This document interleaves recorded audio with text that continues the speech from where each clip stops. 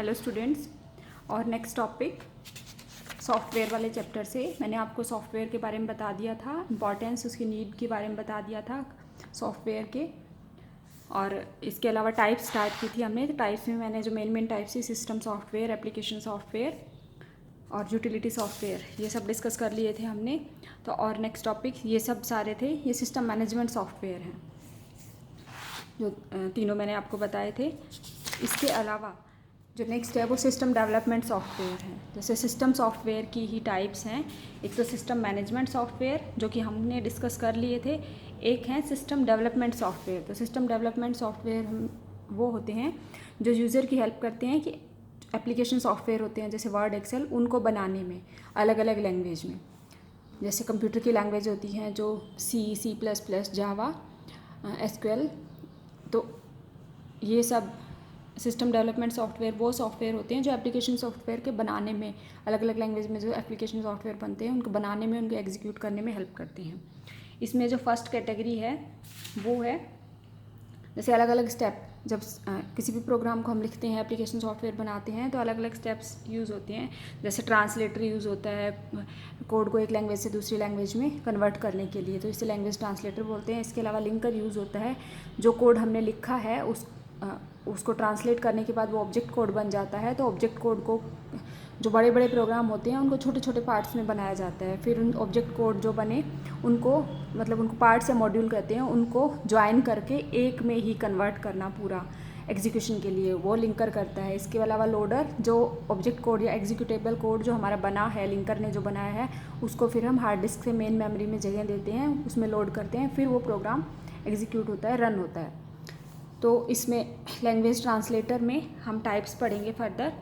अलग अलग तरह की लैंग्वेज होती हैं, जैसे मशीन लैंग्वेज है, असेंबली लैंग्वेज है, हाई लेवल लैंग्वेज है जिसमें प्रोग्रामिंग की जाती है।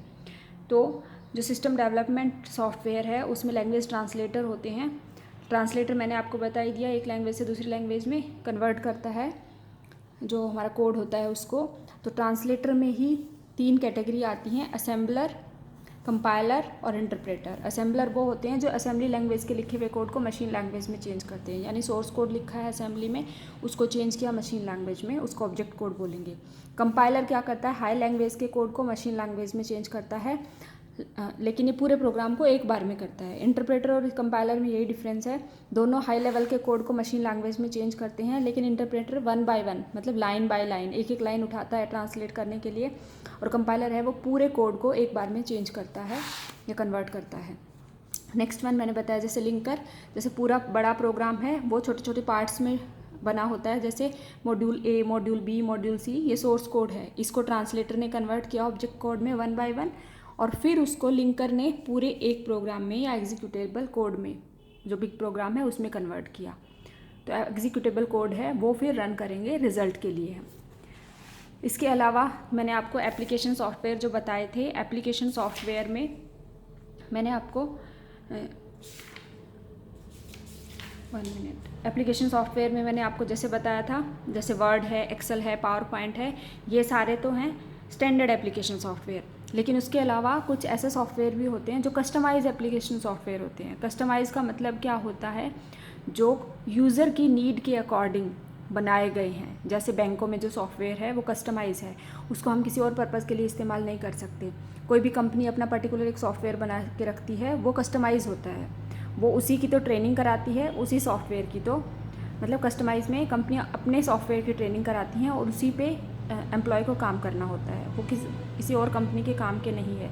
तो software which are develop to fulfil the special need of user, जैसे रेलवे रिजर्वेशन सिस्टम है हमारा, एयरलाइन रिजर्वेशन सिस्टम है, ये सारे सिस्टम हैं, ये कस्टमाइज्ड हैं, ये कोई और कंपनी यूज़ नहीं कर सकती। जैसे एम्प्लॉयज़ की अटेंडेंस लगती है वो प्रोग्राम होता है, या स्टाफ की लीव का है, या फिर सैलरी के लिए, सैलरी कैलकुलेशन के लिए जो होता है, वो सब होते हैं कस्टमाइज्ड सॉफ्टवेयर।